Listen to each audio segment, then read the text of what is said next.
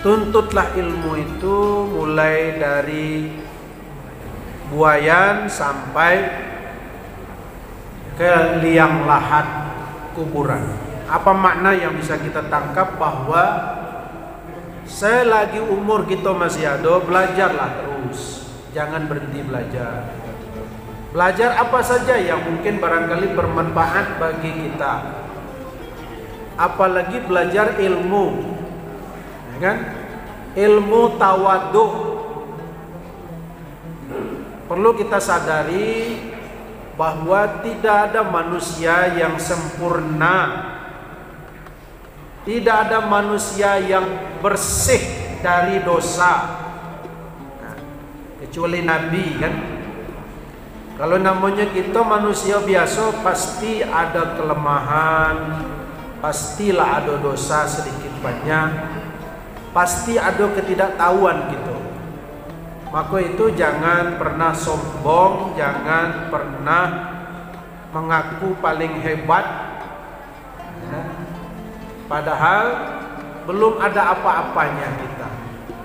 Masih banyak yang harus kita pelajari, di antaranya ilmu tawadhu.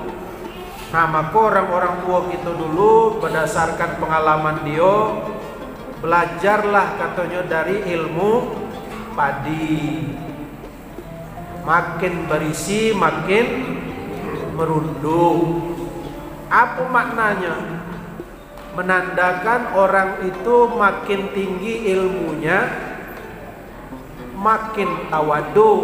Nah, kalau padi yang deketi isi itu dongak terus tuh, dongak terus, kan? Itu tanda deketi isi, kan? Apa maknanya? Kalau orang tuh cakapnya besar, sombong, dah ada isi itu. Kalau orang yang berisi itu ya biasa bah, dah ada pula anunian dah. Tawadhu, rendah hati. Ngomong ya tidak terlalu meninggi, berjalan tidak terlalu di tengah. Kata orang Jambi ini, berjalan menepi, piaro lidah, supaya selamat. Nah, dalam hal ini maka sebaiknya kita ya janganlah menghina orang. Wala tajassasu wala yaghtab ba'dukum ba'dha. Ayuhibbu ahadukum ayyakula lahma akhihi maitan fakarihtum.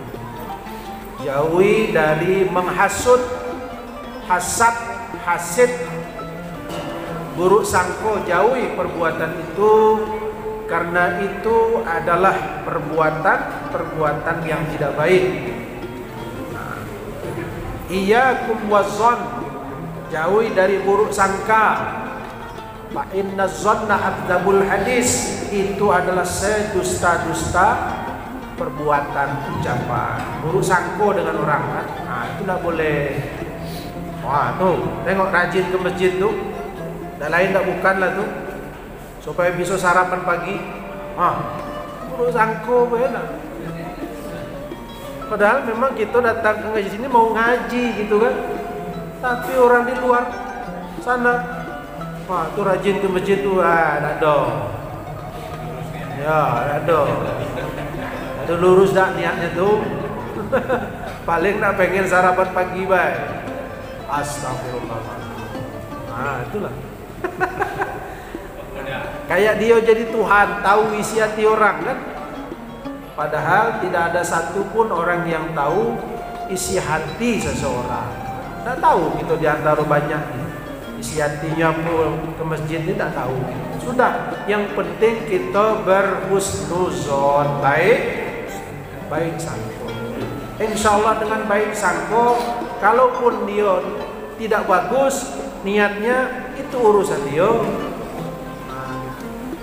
Yang penting kita niatnya bagus, yang penting kita hati kita baik sangka dengan orang. Oh iya, dia datang ke masjid mau belajar, mau sholat.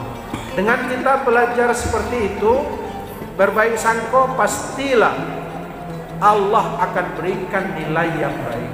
Dan pasti yakin Allah tidak akan sia-siakan. Ya. Kalau soal rezeki, jangan khawatir bapak-bapak, ibu-ibu. Rezeki kita sudah ada. Disebutkan dalam Quran, wa ma min dabbatin fil ardi illa 'alallahi rizquha. Tidaklah binatang yang melata di atas dunia itu, di atas bumi, ya, kecuali sudah dijamin oleh Allah.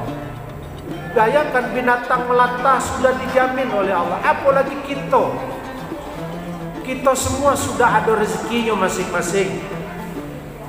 Tinggal lagi kemauan kita untuk mengambil rezeki itu dengan ada yang jauh, ada yang dekat ngambilnya kan.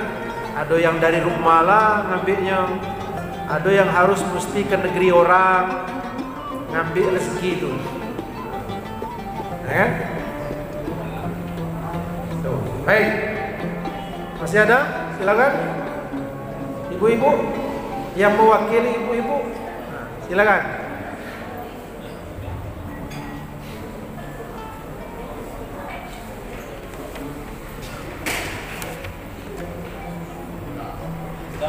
Ya.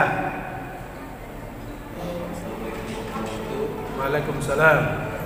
Jadi Ustaz, dalam premi Ustaz, ini di luar tema Ustaz ya. Ya, silakan. Kalau seorang mayat perempuan dimandikan dengan laki-laki bukan Ustaz. Nah, saya ada satu Ustaz. Apa hukumnya Ustaz? Ya. Kalau masih hidup, ini kalau masih hidup ya. Kalau masih hidup, suami istri batal wudu. Tapi kalau sudah mati salah seorangnya, yang masih hidup itulah yang batal wudu. Mana? Ini soal wudunya. Kalau yang mati itu batal enggak? Kalau mati itu mana batal? Nah, ini soal wudu. Lalu soal memandikan jenazah ya. Memandikan jenazah, maka kita lihat ketetapan dalam fikih siapa yang paling berhak memandikan jenazah. Tentu adalah orang yang paling terdekat dengan jenazah. Misalnya istri meninggal, suami yang memandikan anak-anaknya. Jadi suami istri boleh memandikan jenazah. Ya. Boleh. Istri yang meninggal, suami yang memandikan. Sebaliknya gitu juga, suami yang meninggal, istri yang memandikan. Nah, orang kadang bertanya, Pak, kalau lakinya yang mati, bininya yang mandikan, kaget dia ngambil wudu, batal lah wudunya itu, percuma be. Hanya ganjalan itu kadang-kadang membuat orang tidak mau memandikan jenazah suaminya. Padahal yang paling berhak memandikan jenazah itu orang-orang terdekat, terutama ya suami, istri, anak, ya kan? Kakak, adik. Kalaupun ada orang lain, cuman sekedar supir nyobe. Tahu supir nyobe? Nah, jadi dia yang mimpin, tukang nunjuk-nunjuki. Nah, istrinya yang mencucinya, yang menggosok-gosoknya, kan? Jadi yang tukang mandikan itu cuma nunjuk-nunjuki be. Nah, kaki kau cuci yang ini, nah, baringkan ke sana, letak, rukuk. Nah, cuci yang ini, pakai 9, pakai bidaro. Nah, bungkusnya seperti ini, dia nunjuk ibe. Sementara yang mandikannya keluarganya. Itu yang paling bagus. Tapi kalau tidak bisa, ya sudahlah. Siapa yang bisa mandikannya? Siapa yang bisa? Istrinya tidak bisa, istrinya lumpuh, bisa nak mandikan lakinya. Anaknya belum belum balik, masih di dalam perjalanan Jakarta. Nah, saya pernah mandi, ya tukang mandikan jenazah. Cuman kini itu mencari, tukang mandikan jenazah ini sudah meninggal.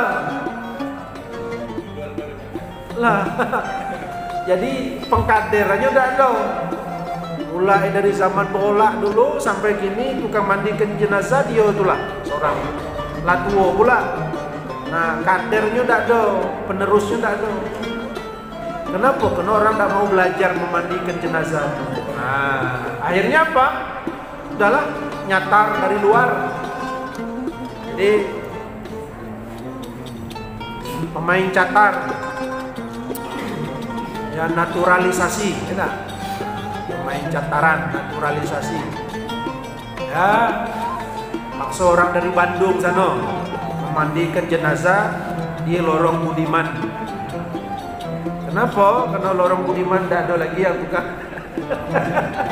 tukang mandikan jenazah, tidak ada lagi. Maka itulah pengurus masjid harus memikirkan itu ke depan. Jadi bukan hanya ngurus masjid baik kan, harus memikirkan bagaimana kalau warga gitu kok yang tukang mandikan jenazahnya udah ada. Maka dia berpikir, anda dapat gitu. Minggu depan kita adakan pelatihan memandikan jenazah. Kalau kita nak nunggu pemerintah lambat nih, pemerintah ini sibuk ngurus COVID.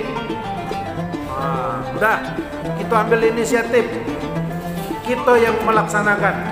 Ayo pemuda-pemuda, yang laki-laki 10 orang, yang perempuan 10 orang, siap pelatihan memandikan jenazah. Nanti manakala ada jenazah meninggal, kamu ikut memandikan jenazah. Nah, setahun kemudian sudah ada 20 orang yang tukang mandikan jenazah. Aman gitu. Harus sudah berpikir dari sekarang.